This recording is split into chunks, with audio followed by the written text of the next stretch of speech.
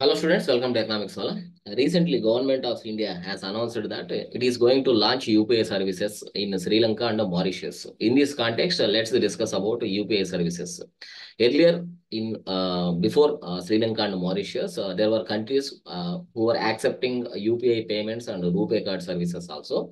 Those countries are from our neighborhood countries, especially Bhutan, from our immediate neighbor, and thereafter United Arab Emirates, Singapore, Nepal, Oman, France. France is the first European country that is accepting UPI services officially in in their country.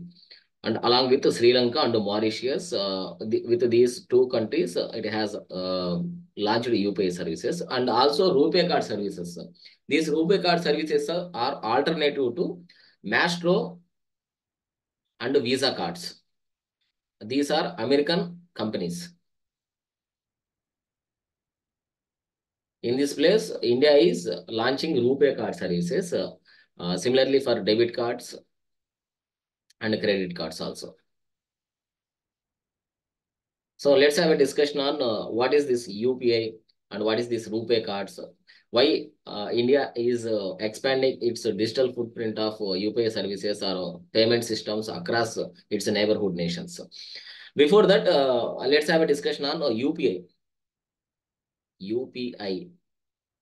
It was launched in 2016 by National Payment Corporation of India, NPCI. So the main purpose behind UPI was it is an instant real payment system. So through this, you can transfer funds from your account to your merchant account or your friends or uh, fellow aspirants also, if you want to transfer. Generally, this is one type of application which has one participating bank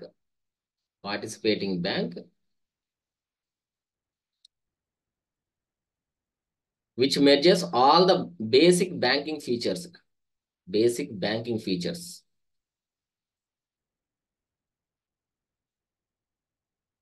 so that round the clock you can transfer the funds.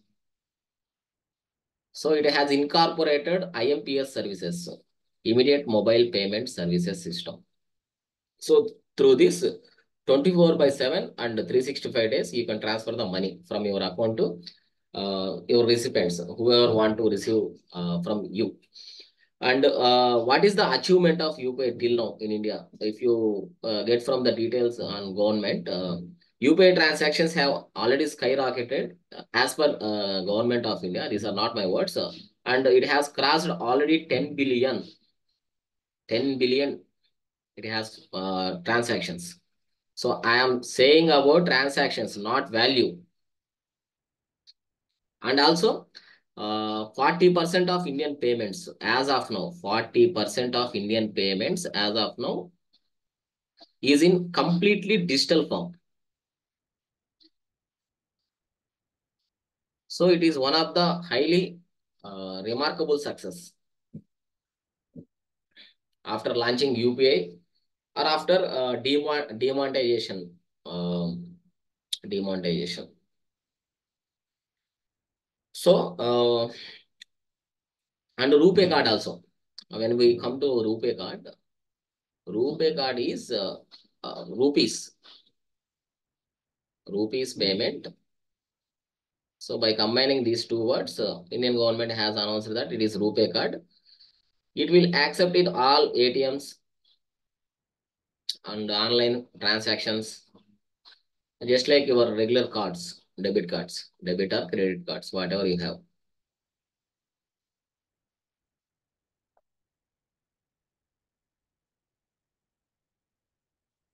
So అయితే మనకి ఇది ఈ రూపే అనేది India's it's very own initiative అండి. ఇది India యొక్క own initiative. ఇది India's own initiative అని కూడా చెప్పచ్చు.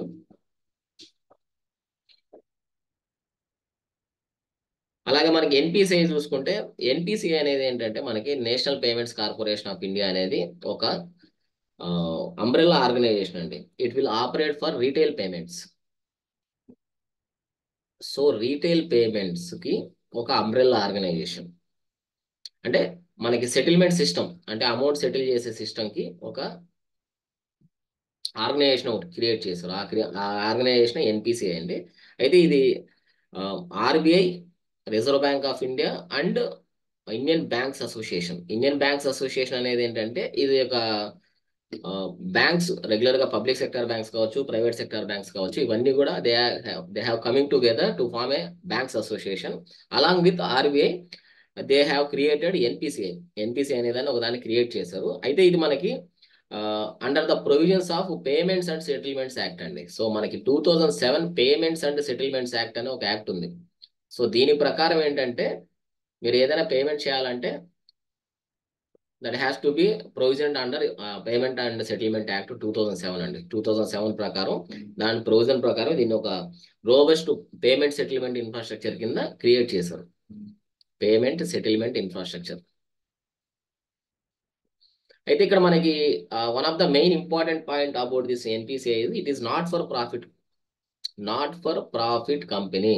So not for profit company under the section 25 of the companies act అండి. సో కంపెనీస్ యాక్ట్ లో 25, ఎప్పుడు ఈ 25 అనేది 1956 కంపెనీ యాక్ట్ ప్రకారం చూసుకుంటే, అలాగే మనకి 2013లో మళ్ళీ దీన్ని అమెండ్మెంట్ చేశారు కంపెనీస్ యాక్ట్. దీని ప్రకారం చూసుకుంటే 8 అండి. సో 8 అయినా 25 అయినా ఈ రెండు కూడా మీరు గుర్తుపెట్టుకోవాల్సింది ఏంటంటే it is not for profit company. So ఇది ప్రాఫిట్ మేకింగ్ మోటివ్ తో దీన్ని డివైస్ చేయలేదు. Only smooth settlement of transactions కోసం మాత్రమే దీన్ని తీసుకురావడం జరిగింది. అయితే ఈ ప్రస్తుతానికి మనం వేరే కంట్రీస్ లో మనం లాంచ్ చేసాం కాబట్టి, సో దాని బెనిఫిట్స్ ఏంటి, అలాగే ఏదైనా ఇష్యూస్ ఉన్నాయనేది కూడా ఒకసారి మనం జనరల్ గా డిస్కస్ చేసుకుంటే,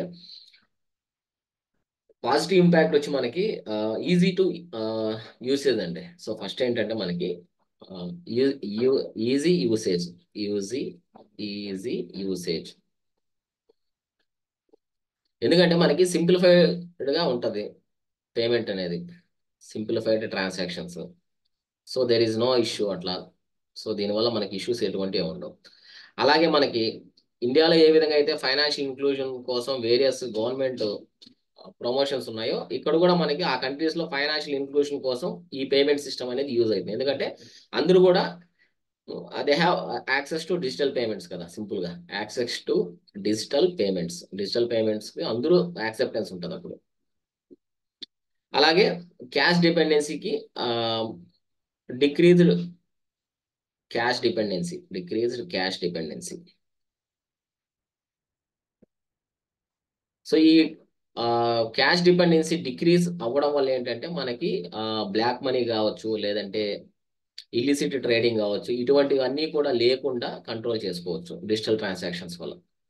ఇల్లిసిట్ యాక్టివిటీస్ ఇటువంటి ఏం లేకుండా కూడా ట్రాన్సాక్షన్స్, దానికి సంబంధించి ఏవైనా రిస్క్స్ కూడా ఉంటే ఆ రిస్క్స్ అన్ని కూడా మనం మిటిగేట్ చేసుకోవచ్చు. సో క్యాష్ డిపెండెన్సీ అనేది డిక్రీజ్ చేసుకోవచ్చు కంప్లీట్ గా. దాని తర్వాత మనకి డిజిటల్ ఎకానమీని ప్రమోట్ చేసుకోవచ్చు అండి. డిజిటల్ ఎకానమీని ప్రమోట్ చేసుకోవచ్చు.